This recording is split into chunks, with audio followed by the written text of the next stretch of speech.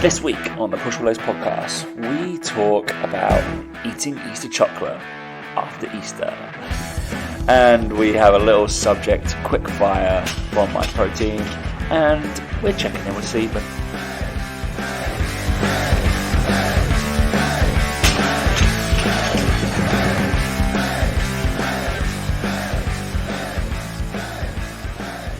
And 3, 2, 1. Yeah, Dan. So my buddy had to quit being a PT, so it just didn't seem to work out. Poor. That's very poor. Hey guys, welcome to the Push Pull Legs podcast with myself, Damink, and me, Tom Hall. What's going on, my friend? If they get any worse, I'm quitting. I'm just saying it now. Like that is. I'm gonna stop making you laugh. Just like how awful. Just shame. Yeah, exactly. Yeah, it's just I just feel embarrassed for you. Just like I'm ashamed to know you when you say jokes like that. Yeah, it's quite funny that people have enjoyed how bad the jokes have been and your reaction more than anything else. I got a few comments. That one's right up there. I think that one is right up there, mate. Thanks, mate. I think that was good. I thought it was fitness based, so that's good, isn't it? Oh, true. Yeah, I suppose. And look, I've gone full Daniel. I've put like wired headphones back in because of I went there and I spent the £4 on buying some from Amazon. I know, doing pretty well for myself. And just for this call, basically with Daniel, because or like with all my computer-based things, so annoying. Why don't headphones just stop doing that? And so I like Googled it and researched it, and it was just like, yeah. So, and Jabra were like, those are not meant to work with computers. They only work with phones and tablets. And you're like, what's the difference of the Bluetooth? What's the difference between the Bluetooth of that to the phone? I'm sorry, that's unless I'm an absolute ridiculous human being, there's no difference between Bluetooth, is there? No. I'm pretty sure there's not. Surely they're not. Surely there's not. Any Bluetooth experts out there? Please let me know. Apologies for last week. Obviously we were not here, but I think life caught up with us, didn't it, Daniel? It wasn't that we didn't need a week off. It was it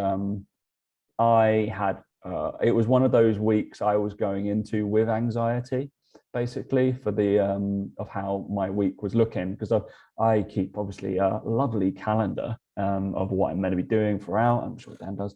And my days, every single one started at about 7 a.m. like working, and ended, I don't know, between 9 and 10.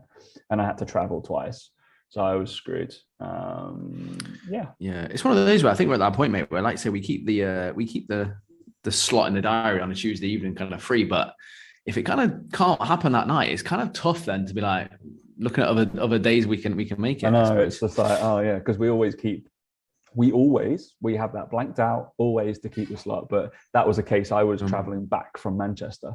There was just no way I was going to do Wi-Fi kind of podcasting, and I wasn't going to be back till 9. So I was just like, screw this, I can't do it. Sorry, mate.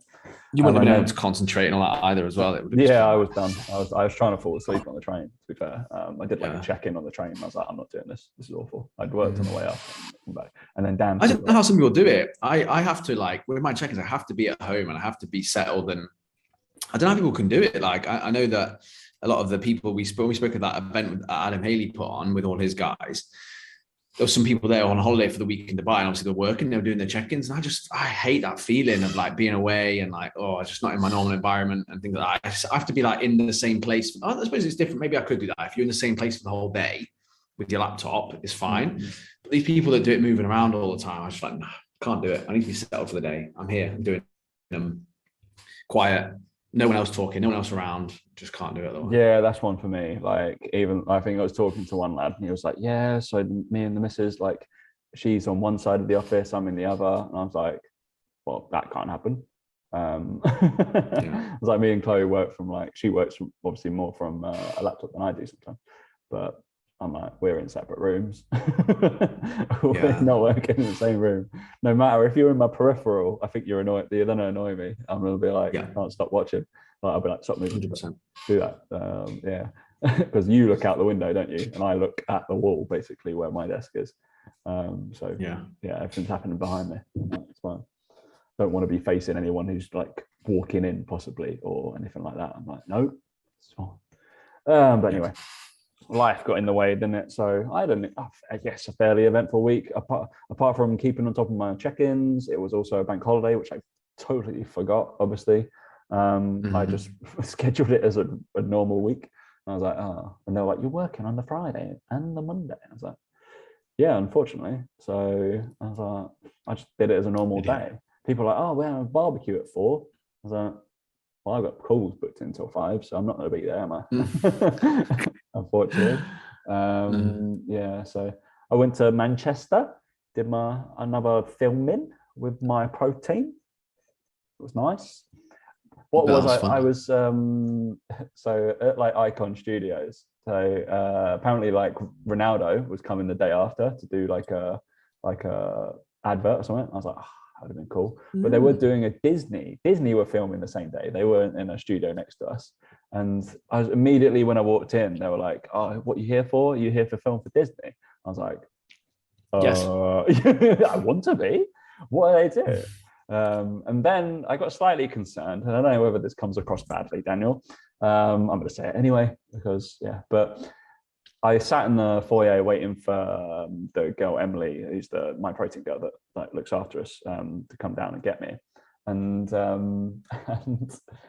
then I noticed everybody that was coming in for Disney was a Down syndrome child with a carer most of the time. I didn't know whether I should be offended that maybe they thought that I was for Disney or not. I can see why. I can see why they asked. To be honest, so, I can get nothing wrong with it. But because you do look like you need a carer. That's the main thing. I think that's the main thing for that. So it was fun. But I've put it down as a topic to talk about today. Actually, we're just going to do a brief. We'll do a 30-second advice so people don't. Do you need a carer? Yes, you do need a carer. 30-second advice on all the topics I talked about for the MyProtein app, so you don't have to go to the app. You just listen to this show. Also, give us content to talk about. So we did another batch of videos, 9 videos, 3.5 hours. It was all right. It's just shockingly I had to talk about nutrition. I'm like, eat here, poo here. Yeah, that's basically the and and that's basically what I say. Yeah, and then mate, I had to teach. This was the first CFFC, Certified Strength and Conditioning Coach or Functional whatever, the Mike Boyle qualification that I taught solo without the boys from Boston. It was good, fun. Must really trust you. I know, it's weird, isn't it? So me and Josh, unfortunately, Josh Silverman had to coach with me. But it's just funny trying to make him do ladder drills with his silly ankle. So we led 23, 25 people through that. Nice, it was good. It was good fun. Well, Kevin, Mr. Carr, who obviously you've spoken to, was in Dubai teaching it, mate. Down the road from you. There you go. Yeah. I would have preferred that gig. To be honest, I could have come out and I would have preferred to have that gig as well, to be honest. I definitely could have played some more golf. Maybe I'll get onto him. I'll be like, I'm quite happy to do the United Arab Emirates and all that kind of area. That's cool. I'll go and do that. So you don't have to have as big a flight over from America. I'll take that. Is that all right? So I think he had unless he had the same thought, unless he was like he got the golf clubs packed. He's a big golfer as well, so probably. There you go. He's not daft, is he? No. Perfect, mate. We'll see what was going on with you. You had and Dan, we tried to do another day, and then Dan best mate was Dan. We've been best mates for a while, mate. And he goes, I've got my sister over. I was like, didn't know you have a sister. Weird, isn't it? Yeah. I was like, I don't. You have a brother, then. See, I've got a stepbrother and a stepsister as well. You see, so I don't really. Again, I guess I don't really talk about. I don't really talk about any of my brothers and sisters really. But my brother, I used to see him a little bit more because obviously we're a little bit closer, 2 years apart, and both in football. Both had similar interests and that sort of stuff. So I talk about it a lot more. So my stepbrother and stepsister, I don't really they just have different like things going on. Like my stepbrother is a firefighter now. He used to be a teacher. My stepsister works for PepsiCo. So yeah, it's just like different things. Whereas with my brother, I talk about probably more with you because he's into fitness and football and golf. Oh, and, it's just like qualified through my company. Yeah, so he went through PTC, all that sort of stuff. So it kind of makes more sense to talk about him, But yeah, no, because that's why I couldn't do the podcast because like obviously they were over for like 4 days. So I was like, I can't really kind of like be like, I'm going away for 2 hours to talk to Tom about useless shit. Yeah, it's all right, mate. It's all right. I will forgive you. Wonderful. All right. So a little rundown today, obviously. Obviously, me and Dan were inundated, and you saw it from his post on Instagram. We were inundated from our clients about eating chocolate over Easter. So we're gonna give a hindsight appreciation and tell you what you should have done. Because we didn't do a podcast. We thought it was so important to talk about it. We thought we'd talk about it after the fact. So we'll do that. I honestly, I'll talk about this when we get on to the actual topic as well. Actually, I'll leave it for now. Okay. What I actually did save from my protein is obviously I get a load of like new stuff. But they've got a new cookie range of vegan. Their new My Vegan range. It's going to be shit. Saying it now. Saying it now. Calling it now. It's going to be shit. Cookies tend to be terrible. Protein cookies. They tend to be absolutely awful. So I did want to say this and try it. I'm contractually obliged to give them content about various different topics. I can berate their stuff, which I did actually at the shoot. I was like, I don't really want to talk about this subject because it's not a good subject to talk about. I think I was like, the only reason I'm talking about it is because you want to push this product. And they're like, yeah. Oh, okay. I'm going to hold this as well. I was like, I don't want to hold that, just for integrity purposes. And then I thought an interesting one, Daniel. It was just a post that I saw in the one of the Facebook. I'm on Facebook more than I've ever been in like the last 5 years. I swear now. Couldn't think of anywhere worse to be. Couldn't think of anywhere worse to be. I know. It's just because all the groups and stuff like that, I have to be like, oh god. They were talking about what age you should start like training and taking stuff seriously. So I thought I've written like the normal age ranges that you'd see on like your tick sheet, where it'd be like, what is it, like 15, I don't know, 11 to 16, and then 18 to 26. And as we go up, we'll give a little nutrition and a little training outline of what we think is important. I think that'd be lovely. So it'll be kind of like, what do you do when? And then we're going to bring back a popular segment, of course, is checking in with seedman. Oh, that guy! I tell you. All right, mate. Crazy. So let's do we want to we'll wind you up now, and I'll talk about the cookie in a second. So let's wind you up. Right. So but we can talk about what Easter chocolate did you have? Because I had a lot of good stuff. I have had hardly anything. I had one cream egg and a small bag of Smarties mini eggs, the orange ones, because they're just orange in the bag. And that is literally all I've had. I was saying this the other day to our coaches. I don't get it. I don't get Easter. I just don't understand the concept because I eat chocolate all the fucking time. Like I said this to actually Chloe, because obviously Chloe posted all the eggs that she got. Right. I understand if you like get your partner one amazing egg, like I think she had one that sounded really good, chocolate praline or something like that, right? This is where I'm not going to come off great here because it's one of the things we do is like trying to outdo each other on a really nice egg. And we think we've found the best chocolate egg that you can buy, 100%. Yeah. Unfortunately, it's slightly premium in terms of cost, but fucking hell, Daniel, you would buy them. But at the same time, right? It's worth it. That's the whole point, right? Easter, I get it because it's like, well, that is the time to buy a premium chocolate egg or something like that, right? But I don't understand how grown adults can put themselves in a position where they surround themselves with so much chocolate. It just baffles me because it's like, as an adult, you can go and spend your money and buy chocolate 364 days of the year, right?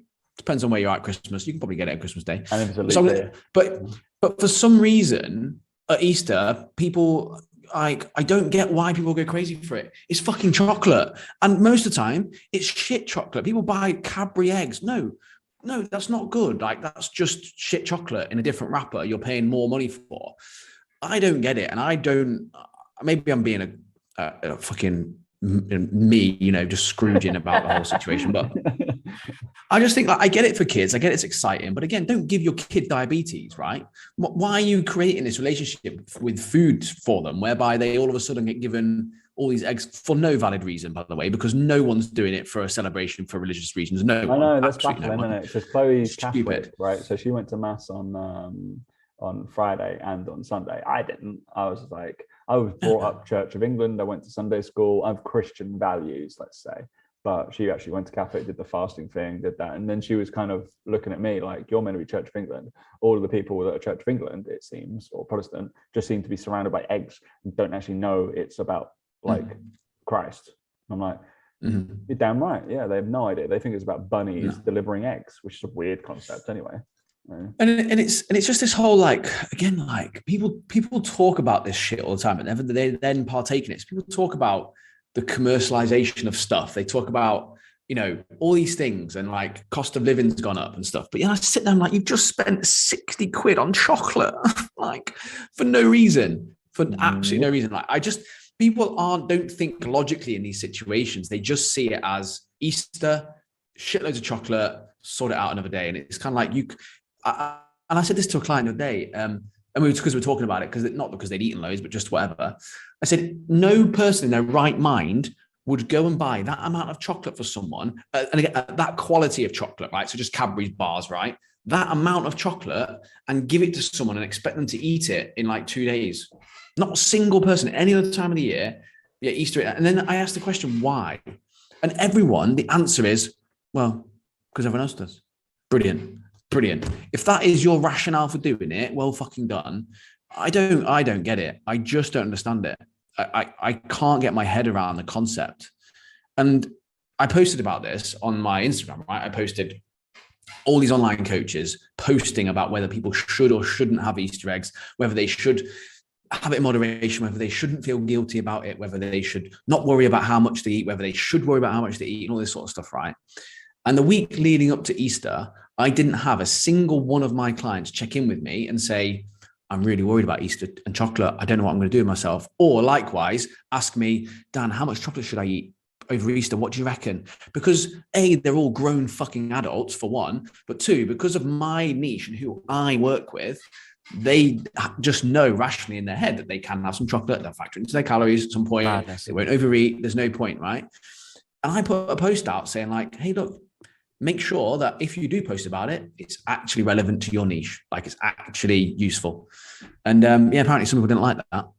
Brilliant. Because I told coaches to actually think about their content and whether it helps their niche or not just follow the crowd, because all the other online coaches are talking about it. Apparently, you can disagree with that, apparently. But yeah, I don't understand it. And that's just Christmas. I understand more. I understand Christmas more.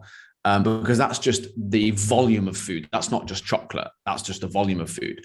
I don't understand Easter because it's just, I don't care who you are, what level of nutrition knowledge you have.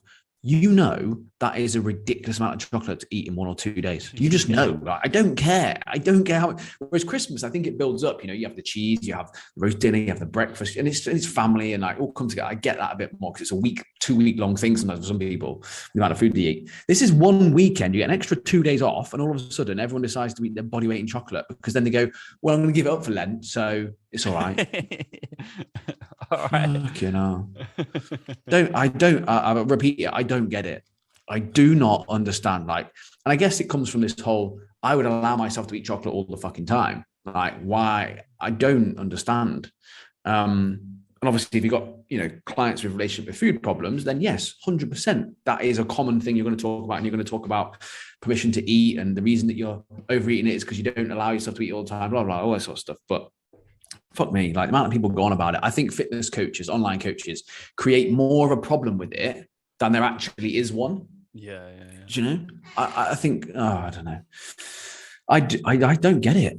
Do not understand. If someone came around here and brought me around 9 chocolate eggs right now, I'd be like, what the fuck am I going to do with that? Like, what the fuck are you doing with that? Like, that's not useful. It's not, I don't get it, me. But hey, maybe I'm the exception. Yeah. I love Easter eggs, but yeah, we didn't go mental, but we got a few. Beautiful. These are probably like one of the weird ones that we got. Is this? So I'm showing it to Dan. This is great for an audio show. It looks like a bouncy ball. It does, doesn't it? But that is real eggshell. Okay. And it is filled. You can see the bottom there. Like it's got like a thing, so it's filled with actual like full chocolate.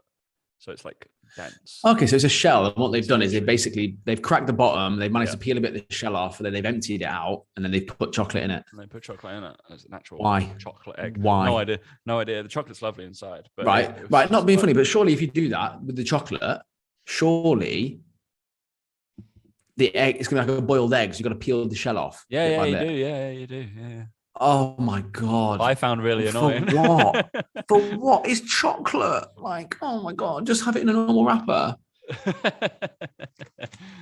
But it's the novelty, Daniel. It's novelty. All right. But people love novelty, don't they? What do you know about novelty, Tom? That it's a waste of fucking time. I won't waste Dan's time in saying the exact eggs that I had and what we bought. But if you would like to know, send me a message on Instagram. It's fine. I will quite happily talk about it on that. I mean, I'm fine talking about it. I got no problem talking about it. I just don't understand. If we talk more about eggs, we ain't going to go on any of the subjects we said we would. So, and we're 20 minutes in. All right, let's have this baked cookie, plant-based, my vegan, 13 grams. Mate, I'm telling you now, right? Double chocolates. Tell you now, baked cookie, right? Even if it wasn't vegan, it probably wouldn't be great, but it's vegan, so it's not going to be. Speaking of protein bars, Tom, I did have some delivered to the UK, Dubai from the UK. To the UK. So I got, the Misfits ones that I really liked, the Lotus Biscoff ones. Well, they delivered to Dubai for only £7. And I was like, do you know what? I can get on that. So I ordered 3 boxes. The only downside is you have to pay VAT when it gets here. So not only do I pay VAT on it in the UK, pay VAT on it here as well. So it was like, it cost me a little bit extra, but still decent price, still better price than buying them single over here. So I was like, well, got myself 3 packs of them. So they're in the fridge and they're lovely. I do love them. For a vegan bar, they are incredible, I have to say. I don't think Tom's going to experience the same thing with this, I have to say. I bet it's not as chewy as the whey ones, the milk-based ones. It's better than the whey more crumbly. Ones. It's better than the whey ones. It feels more like it's more. Yeah, it's like when you have a cookie that's kind of almost they're always better fresh out of the oven. It's got that kind of texture to it where it's like slightly gooey, not like a biscuity biscuit. So I know what you mean. Nice, but it's quite. I'm assuming there's like some sort of dates involved in this or something like that. Are they vegan or not? Okay. Are they vegan? Yeah, they would be. Yeah. Because it tastes a little bit like that. I don't know whether that's because that's always good in their thing. I can't really be able to look at it. Pea protein, of course, blah, blah, blah, blah. But it tastes a bit like that. It's not horrendous. It's 1,000% better than when we first started this fucking protein review. That Jimmy's bullshit cookie thing, mate. Whatever that was, and that was 440. They sell them in the club I work at right now for 440 calories per cookie. That's utter madness. At least this is actually only 289 calories per cookie. It's considerably less, but still a waste. 289 calories, right? You could make an egg white omelette full of veg, protein on it. You could probably even crumble a little bit of chorizo in there to add a little bit more flavor and fill you up for a long period of time. I know it's not plant-based and I know it's not convenient, but it just show you though that how these things, like we talk about this all the time with clients, not about Easter eggs admittedly, but like how to make your like calories go further. Like people always say, let's say they're on 1,500 calories. Oh, it's not a lot of calories. I'm like, yeah, it's not if you just eat an Easter egg. Do you know what I mean? It's not if you just eat an Easter egg. But you can really make food go far. People just don't care. They don't try. And then you ask them and they're like, oh yeah, so I had a carb killer. And then I had, a baked cookie bar. And I'm like, right, so that's 500 calories on 2 convenience foods and packets of stuff that is not going to fill you up. Like it's that kind of stuff, really. I've really gone against protein bars. I just, like I said, I just don't think they're good for most people dieting. I think they're better for people who are maintaining or gaining or whatever. Yeah. But interesting, Daniel. This isn't going to go off topic. This is going to be a long show. Buckling. That probably most of your clients are in the UK, and what has been passed through as law over the last week, and has had to happen on every restaurant, I believe, that has employees over a certain amount, has produced the calories on their menus for every single recipe, every single thing. Pro or con? Oh, pro for me. 100% pro. Thank you. But there'll be people that will say it's a con. But again, it's the minority that think it's a con. Like, I don't see it as a con at all. So but funny, there are people that it's not good for, admittedly. Of course there is. But it is the minority. Like, let's not forget that. Yeah, the large majority is good for, because they have no concept of what calories are. And at least at the bottom of the menu, it says you should have about, it literally on one of them, I saw it the other day. It was like a person should have about 2,000 calories. And guess how much the burger and chips was at this establishment? 1,500. 1,600. 1,950. Ridiculous. Ridiculous. I was like, that's amazing. But the one thing I didn't like is actually, so they've done the calories for all the food. Awesome. This was a bar establishment. Mm-hmm. All of the alcohol, no calories whatsoever. Absolutely nothing. And I was like, well, this is kind of like a bit ridiculous, isn't it? It's one rule for one rule for another, really. It's just like, all right, you can only have half this burger each, but you can neck every single cocktail over here, and it's not going to make any difference. The reason that it's good is that, like you just said there, is that people now have an awareness of calories in foods when they eat out, right? So, for example, most people know that females have 2,000, males have 2,500, which, again, as an average guideline, isn't actually a million miles away for most people, right? I know people can slag it off all the time, but again, it's like the BMI, chat. It's like, actually, for the majority, it's not far away, right? So then if people know that, they kind of look at it and go, hang on a minute, like, this burger's 2,000 calories, right? That's not great. Or they go out for Pizza Express, they realize their pizza's fucking 1,200 calories, and then the breadsticks, the dough balls, whatever, another 500. People start to now have an awareness of that stuff and what is maybe in it. And it's not about the people in fitness who track their foods and it's great for them. It's not about them. Like, great, it's great for them. It's not about the people that struggle with making choices when they're out and they need to eat more mindfully and they obsess over calories. It's not great for them either, right? But the overwhelming majority of people, unfortunately, will not pay any attention to it because they don't give a shit, number one. Number two is that it will start to make people aware of just what's in it, because you ask most people how many calories in this plate of food, they would go, not a fucking clue. They were just random stab in the dark guesses. But now people are going to start to go, hang on a minute, that's 2,000 calories. That's quite a lot, isn't it? Is that quite a lot? I don't know. Because now they have an idea of what that looks like. They can start gauging, well, hang on a minute, I'm going to get fat if I keep eating that all the time. Well, yes, correct. I don't think the whole argument about people in fitness, whether it's good or bad for them, because it's kind of irrelevant. Like, they already know that. They already know it. It's the people that aren't interested in any of that stuff at all that it's trying to reach and trying to benefit in some way. The conversation I had with one of my clients, and Sarah sometimes listens, and she might listen now. And she was like, yeah, there was like this for this burger, then it was like 1,400 calories. And it was like, it didn't help me at all, Tom. And I was like, Sarah, you're coming from this. I'm going to putting you through triphasic training. And you're a lean human being who's got performance-based goals. It doesn't matter for you. I was like, you're the no adapt off, even if you ate that. She was like, yeah, I did. I was like, exactly. It just raised awareness. And I was like, it's not for you. It's not for the educated. It's fine. It's for the people who have no idea. Yeah, we'll just sit there eating crisps thinking that's absolutely fine, and just being like that, just cracking on. So it's just for the actual no awareness of any kind of portion control is what it's going to bring into. It's just like, oh shit, that portion is that many calories. Like, maybe I shouldn't replicate that at home every single day. So I think it's pro.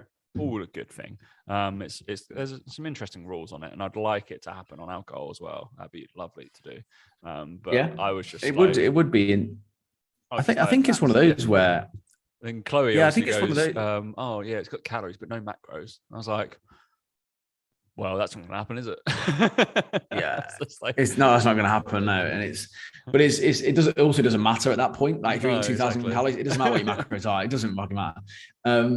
But the drink one's an important one because I actually think that that's an important thing for a lot of people. Because I had a client who started with me and I was like, are you tracking everything yet? She wasn't losing weight very quickly, 4 weeks in.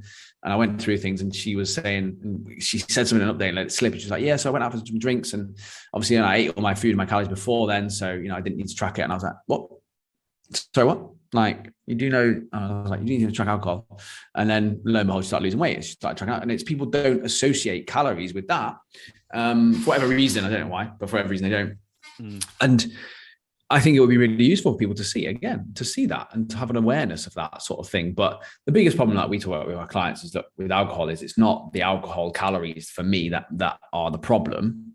It's usually accompanied with an inhibition. Then you then have a 2,000 calorie burger and then the next day you're hungover and you have an all you can eat breakfast and fucking order Domino's. It's usually that side of stuff with it than it is about the actual alcohol. But you're right. Some of the cocktails and stuff, people don't realize they're drinking 400 calories. If you have a creamy cocktail, it's like, yeah. Like people don't get it. Yeah. Madness. All right, 1 minute timers. We've got 9 things, and then we'll crack on to the other thing. So the topics, Daniel, you can talk about them. I've already talked about them. So now I'll start the timer. We've got timer systems go. Turn my thing on. All right. This bit was mindset and motivation. Let's talk about. So your advice, Daniel, for how to come back from an injury. Let's go. Go full throttle. Do everything you did before. Look, with injuries, like obviously take it easy in terms of getting back in the swing of things. Don't worry too much about getting some DOMs or getting some localized sort of pain that's not the same pain as when you were injured. That's the thing I find people get worried about is that you feel any sort of DOMs in that area, they're like, oh shit. And it's like, no, your body's adapting still, like it's not a problem. Don't worry about it. I think people don't focus enough on strength training when they come back from injury. I think they focus on doing like more reps or they focus on doing something completely different. And it's like, no, just actually don't worry about lifting weight again or that sort of thing, obviously depending on the injury. But in terms of mindset around injury, like one thing I would say is when you do get injured, do not let your nutrition slide. Like I can't tell you the amount of people who, when they get injured, just fuck off their food and nutrition. It's like, no, that's even more important now for you to focus on it. Even more important for you to think about that sort of stuff. So from a mindset point of view, focus on what you can do, not on what you can't do. There you go. Boom. Done. Beautiful. Yeah, I said all that. There you go. Focus Easy. more about the actual injury stuff because I was like, I'm my mindset. I'll just tell you what actually happens at the joint level and why it goes and blocks you from doing everything and what you should do post. It's the isometrics and the eccentrics that people don't realize they need to do, and hopefully their coaches coach them. And again, with eccentrics as well, they're again afraid to add more load, and it's like, no, actually that would be useful. It'll be absolutely fine. Yeah, I think I talked about it in a story today. Like someone was asking about golfer's elbow, and I was like, yeah, or tennis elbow, what it is. I was like, eccentrics. The last thing you want to do is like punch and do a load of pulling stuff on the concentric thing. Just eccentrics. Cool. Correct. Right, Daniel, going back to your bodybuilding days, what is the mind-muscle connection? Let's go. It is your ability to feel a muscle working. It's why a lot of people or coaches, trainers get people to do the whole like glute banded kickback shit and all that sort of stuff. It's because you kind of feel it working, even though it's a pile of tosh and doesn't do anything. You can have mind-muscle connection by doing things like that. It tends to be done better with lighter weights. And it allows you to think about what you're doing. So for example, if you were to have your arms out wide, like you're on the cross, like Jesus, because it's Easter, and then you were to think about doing a chest fly, what you actually want to think about is bringing like your elbow into the midline and use your chest to do that movement. Whereas if you were to do it really, really quickly, you wouldn't think about that. You would just do it. Whereas if you were to do it really, really slow and think about the slow movement, you're almost trying to think about the muscle fibers literally squeezing together one by one. And the mind muscle connection is your ability to do that over time. And if you can do that holding a weight in your hand, you increase that mind muscle connection. You effectively will grow bigger muscles because of that, and you'll be able to feel the muscle working better. However, don't confuse that with not doing strength training. You need to do both. Yeah. Okay. Literally the theory of thinking about contraction, visualization, all that kind of stuff. I laid into being tactile. I was like, if you're starting out, fucking put your finger in it, or have something that presses down. Whoa. That's what she said. Wow. Best joke of the show. And then you go It's through. That's what she said. And then you got leg extensions. Basically, I used the analogy of putting your finger in your leg extension, not in the leg extension, in your quad. I was like, because that's an easy one to be tactile over. I was like, beautiful. All right, number 3. So this was I rewrote this, the title, because I thought it was confusing. So it was how to focus on the process, not the outcome. I think that the easiest way to do this is to remember that the outcome will always change. So many people focus on outcome and think when they get there, they'll be happy. And actually it's not, because it changes. Your goals will change as you go through the process. By enjoying the process, you actually then realize that that's the thing that you'll start to enjoy, because you start getting more outcomes because of the process you go through. People think, I just want to get to a 30 kilo bench. Well, what happens when you get there? Well, you're going to go, I want a 40 kilo bench or 50 kilo, whatever it is, right? And I think that's the thing that I would say is that I don't know many people that are ever happy with an outcome when they get who just stopped there as well. Who just stopped there and just went, okay, it's done. Like you hear about a lot of professional footballers and things like that. And when they have to retire, you'd think, well, you had a great career, you had a great outcome, but they're not happy. They then need to do something differently. And again, they need to go for a process to find the next thing that they want to do. Yeah, I laid it out like cooking a meal or following a recipe book. I was like, just like kind of, you got your outcome, your meal. You're probably not going to focus on it too much, but you need to focus on like 12 steps to get there. I was just like, let's go through those smaller little things. And you're focusing on, like, I've got to get this little minute thing right before I get to there. I was like, don't bother. Don't look at that. Don't look at the brownies. We've got to know how much milk, or I don't know what goes into brownies. Chocolate, I'm assuming. Not milk, I would suggest, probably. I've never made brownies. There we go. All right, moving on to recovery. And you almost were talking about it earlier. It's almost like you knew, Dan. And it seems like I have to talk about this every single time I talk to my protein. Are DOMs a sign of a good workout? People still talk about this. No, they're not a sign of a good workout. They're a sign you've done something different and new that your body needs to adapt to. The more you do a workout, the more likely it is you'll adapt to it better and you'll have less DOMs. It doesn't mean you're not progressing. In fact, it probably means you're progressing more. Load of shit. Don't worry about DOMs. Easy. Basically. We'll run out in the last 30 seconds.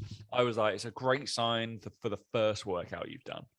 It's a terrible sign for the next 3 if you keep on getting it. I was like, that is pretty much it. I was like, you would. I think there's also like different things. Like there's also different things if you're going through like a range of motion and you're going through movements that, again, you're really forcing the range of motion each time you do it, but you're adding in pauses, or you're really doing something that's really, really new to you. Like for me, when I still do Cossack squats, for example, and I go that full range and I up the weight all the time, I still get a bit of like DOMs and stuff from that, but that's because I'm pushing the end range of where my body's comfortable being in terms of stretch and stuff as well. Exactly. So some movements you'll always get it more than others, like RDLs and things like that. You always get it a bit more. On some movements you won't get it as much. Oh mate, so don't worry about I made the mistake last week. Yeah, so obviously coaching the CFFC is heavily fucking practical, and I did rear for elevate split squats, heavy threes, RDLs.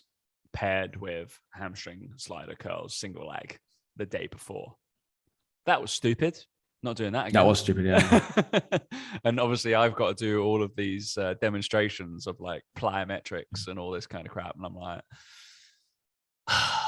so you over there, I think you move well. I'm going to coach you through this. I'm just like, all right. Where are we at? Number 5? Sure. All right. Stretching. Oh, this is bad. You're so fucking biased. You can't do this one. Stretching, foam rolling, or massage gun. Go. Oh, Jesus Christ. You're like none of them, mate. For what? For what is my question? Is my question for what? That was the title I got given, Daniel, and I got to make my own thing. I don't know what to talk about. That's literally what I had to write. That's all it was. Stretching, foam rolling, or massage gun. Pick one. I think they're all in isolation without a solid program that is good, pointless. All of them. The amount of people I know who do stretching but don't get any more flexible because their training program is shit and they don't train with a full range of motion. Now people I know who use foam rollers but don't train with any sort of intensity, any sort of range of motion. Again, it's not going to do anything. Likewise, massage guns, the same. I know we talk about the foam rollers. I've literally got one. Like, I'm not totally against them. It's just that with all those three things, people do not know how to use them or what to do with any of them. They don't know the outcome, the goal, or anything. Oh, I'm stretching because I'm a bit stiff. What? Why is that going to help? Why is it going to help? You're stiff for a reason. Your body's protecting you for a reason. You just don't move well. That's the problem. Like, yeah, all shit. Yeah.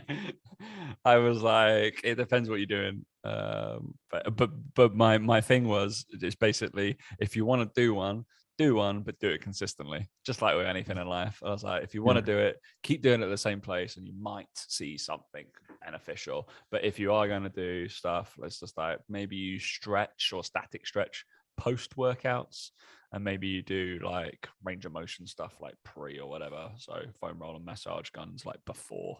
So to desensitize. I've gone full potato, mate. I do like the massage gun when my legs are really sore and I'm just sitting there.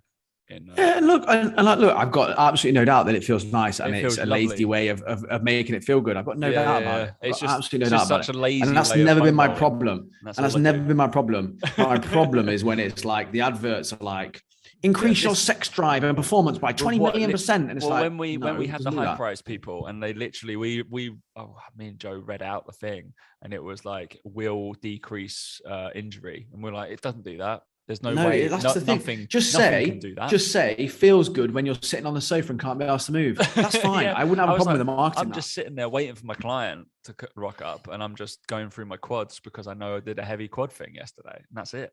Yeah. So no problem with that. I'm just like getting some blood in there and chilling it out a little bit and feels lovely. All right. The last one, of recovery. How to tell if you are injured or if you have DOMS. This one was hard for me to think about as well. Well, if it's muscular, because obviously DOMS is muscular, and if you're injured and you have a muscle injury, the pain will be a lot sharper than DOMS, and DOMS will like just be there regularly all the time. Whereas in an injury, and the pain in injury will probably be more severe or less severe in certain ranges of motion, potentially. But it will be a different type of sharp pain than DOMS. DOMS is just like you get it all the time. Like you just have it sat down. Yeah. How bad are your fucking DOMS that you don't know the difference? I know, right? Jesus Christ. I was like, do people get these mixed up? All right, I need to change my content if this is what people are Googling. Jesus. All right, okay, cool. It puts my my content in some sort of spectrum of what I need to talk about. Yeah. Right? So it's interesting. Oh, there we go. I laid it into 3 different things. I was just like, range of motion. When you're injured, your body's pretty smart. It shuts the fucking like joint down. Yeah. It's like, this will not move because it either is stiff or it will be painful. So it kind of changes it totally. And then like, if you got DOMS, you can probably encourage it after a little bit of stretching. That ain't happening if you're injured. DOMS is going to fuck off pretty quickly, to be honest, based off recovery. Pain, not really. And then I said sharpness of whatever, of basically if it is sharpened in particular over a certain point, probably injured. Yeah. If it is kind of expanding and radiating, just get the massage gun on it. Just get the massage gun on it. It'll be fine. You'll be fine. Get some blood there. All right, our last categories. What Dan has been waiting for is nutrition. That's right. I had to talk about that. This is right. The first one is the one I refused to talk about at the start. And then all I did was I Googled and I got a My Protein, or what was written about a year and a half ago. So I just repurposed their content because I was like, I'm not saying anything you haven't said previously because I don't think it's particularly poignant to talk about, and I don't really know much about it. And I was like, I don't want to talk about it. The benefits of collagen for your muscles. Go. Absolutely zero. There we go. Thank you. Waste of time. Again, like a hyped up, over-marketed protein supplement that is doing nothing that whey protein doesn't already do, but companies market it to make more money. And if you'd have said that at My Protein, they wouldn't have used it anyway. So no, exactly. So I went off in one and was just like, I was like, it's a very inferior protein source. Very inferior protein source. I was like, it's you can get it anyway. It's already in your body. I was like, there's 4 different types. I guess you can use it for your skin and your hair. Sure. People put it in their coffee. I don't know. I was like, if you're going to take it in a powder form because it's easier to put in your protein shake. I don't know what else I'm going to say. And I just repurposed all of their stuff, basically. Oh, there we go. Lovely. Yeah, I was just like, I'm not going to be of use, but I will say this because your registered dietitian has said it. Okay, cool. And I'm not going to say anything I disagree with. Lovely. Always got you, mate. All right. Number 8. Almost there, Dan. How to tailor my nutrition towards building muscles. Go. Eat more. Easy. So basically, once you know roughly where your maintenance is at, the first port of call for that would be to roughly stay at maintenance calories. And I personally, if you're my client, would probably look to add in about 50 grams of carbs before your training session in that meal, so that the extra calories you're having will lead to increased performance in the gym, which means you'll then push yourself harder, you'll increase your strength, you'll train harder. From there, you would then look to increase calories alongside recovery, performance, all those sorts of things.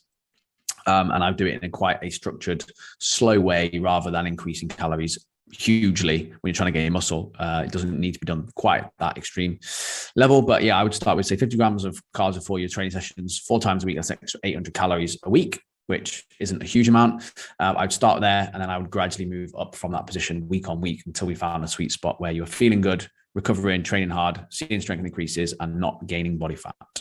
There you go. Beautiful. Last 2 and 1 and done. Beautiful. Yeah, I concurred. Basically, I just laid out. I was like, "This isn't permission to go and eat everything. Eat one of these baked cookies every day." That's what I got you to say. I was like, "This is not permission to go and eat as much as possible."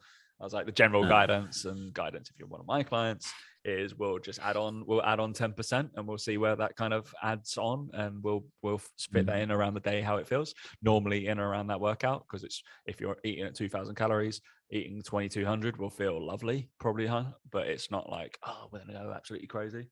And then I was just like making sure protein's on point anyway, but we probably knew that anyway, because it's not, we're not going to massively increase it from, obviously, on muscle gain stuff. You're probably on that point anyway, so it's probably more if you're going down, it's going to be more.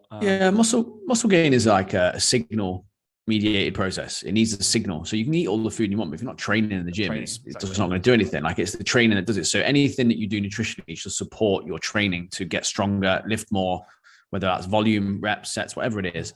That's the signal that your body needs to grow. So without that, it's somewhat pointless. And I did say, I was like, what you could add is go get some Creapure, of course. Because you've got to sell something. Take my Creapure. Take my Creapure. Yeah.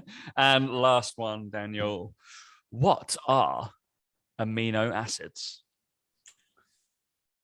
They are the building blocks of muscle tissue. There we go. I almost word for word what I said. I said the building proteins. Literally, yeah. So, well, they're the building blocks of muscle tissue. Like, it's what protein's made up of. And basically, you need to think of them as the bricks that would build a house, all that sort of shit, basically. One by one, they build it up, and there are both essential and non-essential amino acids. Non-essential amino acids your body can make. Essential amino acids it can't. It needs to get them from your diet. And predominantly essential amino acids are found in animal protein, and they're a little bit harder to find in plant-based protein, but you can obviously find them. So there you go. See. Yeah, I've vaguely talked about. You don't need to supplement with them. You don't need to supplement with extra amino acids. Just eat protein. It's fine. Yeah, I was like, I think I opened this one on the video of like, oh, you probably wonder what that guy with that weird blue drink's always drinking. Does he need it? I was like, no. Absolutely not. I just had to lay into that. Lovely. That's the end of our He's never needed it. Round. We do that every quarter. Lovely. There's all your content ideas, guys. Okay, 9 topics to talk about. It'll get whatever thousands of hits on the MyProtein app. So yeah, it's probably what the general public are apparently talking about, because they're not coming up with those randomly. They are Googled terms and what people are looking at. I also had to do a piece for. So I do some work with Men's Health, but mainly the editor does a lot of other stuff. And then we did a piece for Huel, and then did a piece for something else. And he was like, a little bit of a weird one this week, Tom. I was like, okay. What was the thing? I was like, I need recommendations. And there was like 6 questions I had to ask on training with a hangover. I was like, don't do it. I was like, what more do you want? I was like, I was like, the ins and outs of what can happen and all that kind of shit. I was just like, who wants this content? Who wants this advice? And I was like, my advice would be go to bed, drink water, eat things, don't do anything, don't exercise. Risk of injury is stupid. He was like, but if you had to exercise, no one has to exercise. No one, who has to do it? Like, but if you had to, would you do HIIT? I was like, no, it would be the worst thing to do. I'm like, go for a walk. Fuck me, get some fresh air. Would you do CrossFit? No, no, don't do CrossFit. Anything that requires any skill element is gonna be awful. You've already like decreased every kind of water molecule you've got in your body and pissed it out from basically being super dehydrated. So maybe you start replacing that. Focus more on drinking other things than working out and getting a sweat on, because that's not a good thing to do. Getting sweaty, you're not going to sweat it out. You're going to get more dehydrated and then get worse headaches. All right, mate. Whether we've got time to talk about the other thing. We'll talk about that very briefly. 51 minutes. Or do we save it for next week? I don't know, Daniel. Save for next week, man. I'm really hungry. I've got my dinner sat out there. You got your dinner, haven't you? Yeah, I'm getting hungry now. All right, 3 minutes. Checking in with Seedman. And we'll talk about that other thing next week. Age ranges for doing all things. Checking in with Seedman. Joel Seedman, he's going, I swear, he's gone down the rabbit hole now, right? And he's got that many likes and new follows, I think, from the craziness that he's just gone down the rabbit hole now. I swear. Like some of these things he's been posting, like the vibration plate one was like, really? Was funny, wasn't it? Oh yeah, my favorite deadlift protocol for muscle hypertrophy is he's doing vibration plate trap bar deadlifts. Add vibration platform for extra activation. He's got like a platform. Listen to that. It's a fucking vibration platform. Yeah. He gets his clients doing cleans on it. Barefoot cleans on a vibration platform. Yeah. That I actually did see. There was one there was an exercise. I was like, this isn't actually that much of a bad idea. And an actual use for the Smith machine is the overloading eccentrics on a row. I was like, that is actually, because it's actually quite safe. I quite like that. Yeah. Best thing he's ever done. Hands down. He probably I just think he's far less liked he's than doing anything else. He's doing it surely to just like, again, just for Instagram. Like, it's obvious. That one is ridiculous. I really wanted him to break his wrist on that one when he was doing the push-up on the rings. I was like, oh, please break your wrist and just can't hold your phone or video anything or post on Instagram. I just don't. Did you see it? I saw those. Did you see that guy that I posted doing the bike on the pull-up bar? Yeah. Trolling. He did like a troll bit. Obviously he's trolling. Yeah. But then there was another one of him where he had a bench connected to a band and he was doing dumbbell flies in the same position, but like leaning back on it. It was really funny. And like someone posted it. I'll tag you in it. Someone posted it, but like, oh, this guy's been watching too much of Joel Seedman's content. And it was just like, it fucking made me laugh so much. Where's he gone? Here it is. Need to do one of these like bullshit like things every single week. I'll tag you in I'll tag you in it. It's brilliant. Hang on. I'm going to tag you and then be like, Joel Seedman's new workout. This is Joel Seedman's new workout. There you go. I've tagged you in it now. Honestly, like it's just like stupid. Bless him. He's a ridiculous human being. It must be a troll. Like it's not a legit thing. Like he's doing it surely to troll. He definitely must be. Yeah. Yeah, like because he's got like a bench and a box and all this sort of stuff. But those guys who are listening, so basically he's got like, I don't know how he's managed to do it. He's fucking impressive that he's managed to get up there. But he's kind of like on the top of a pull-up bar with a load of weights wedged between his like feet. So he's horizontal with his butt on this pull-up bar, and then he bends down, and he's using like a decline dumbbell fly, but instead of dumbbells, he's got 2 resistance bands tied around a bench and a plyo box, and he's using them.